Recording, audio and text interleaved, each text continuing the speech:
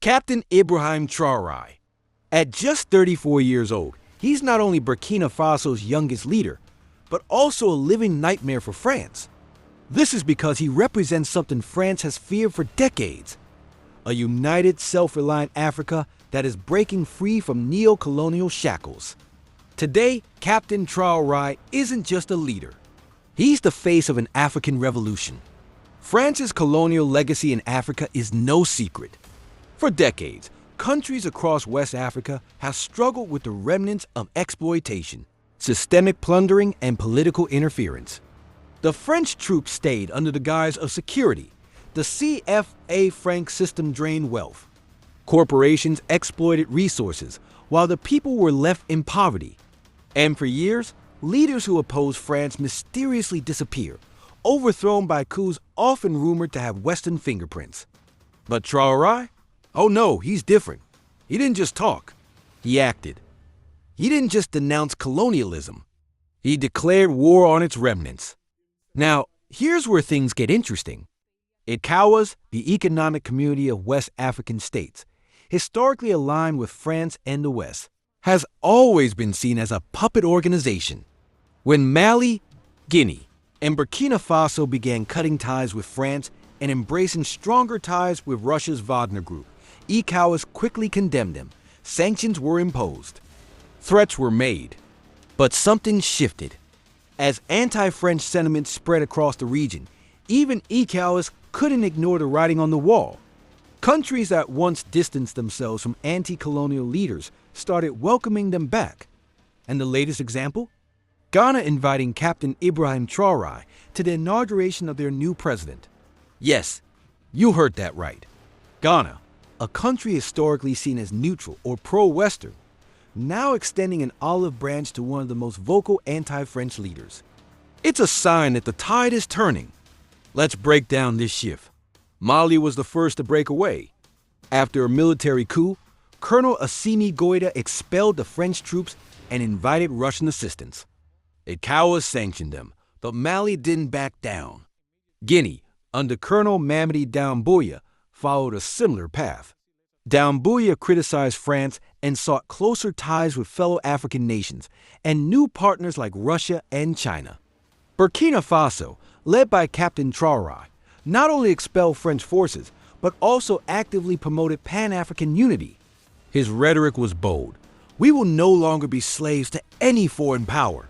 Now, here's the twist. Despite initial hostility, countries like Ghana, Senegal, and even Nigeria are starting to shift their stance. Ghana inviting Traore for a high-profile event signals a major geopolitical shift. Ghana, under its new leadership, seems to be acknowledging the growing influence of anti-colonial leaders. Senegal, which once strongly opposed Mali's coup leaders, is now softening its stance. With rising anti-French protests within its borders, President Ibrahim Faye knows he can't ignore the will of the people forever. Nigeria, the regional powerhouse, has also toned down its rhetoric. With a rising youth movement calling for Pan-Africanism and independence from Western influence, even ECOWAS's most vocal supporter of sanctions is rethinking its position. Make no mistake, this is France's worst nightmare. For decades, Paris maintained its grip on West Africa through military bases, economic control via the CFA Franc, and political influence. But now, the empire is crumbling. One by one, African nations are waking up. They're saying, enough is enough. Captain Traore's bold leadership has inspired a domino effect. When he expelled French forces from Burkina Faso, it sent shockwaves across the region. Young people in Niger, Chad, and even Senegal took to the streets, demanding similar action. France tried to push back. Sanctions, diplomatic pressure, and media campaigns painting these leaders as radicals or pawns of Russia flooded the airwaves. But the more they tried, the stronger the resistance grew. This isn't just about one man or one country.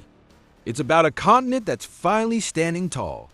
For centuries, Africa was exploited, its resources stolen, its people enslaved. And even after independence, neo-colonialism ensured that true freedom was out of reach.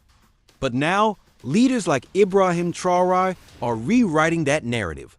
They're calling for unity. They're forging new alliances. They're prioritizing African interests over Western demands. And the people? Oh, the people are rallying behind them like never before. From Accra to Bamako, from Conakry to Ouagadougou, a new wave of Pan-Africanism is sweeping across the continent. Young people are demanding change.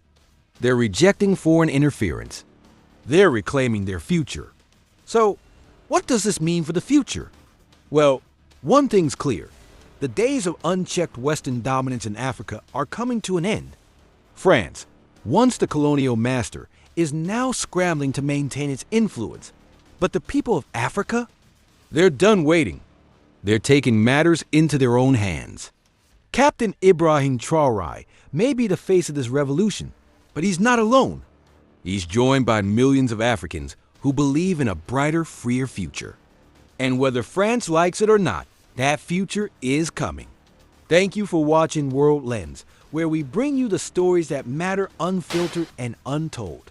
If you found this video insightful, don't forget to like, share, and subscribe. Join us as we continue to shed light on the real stories shaping our world.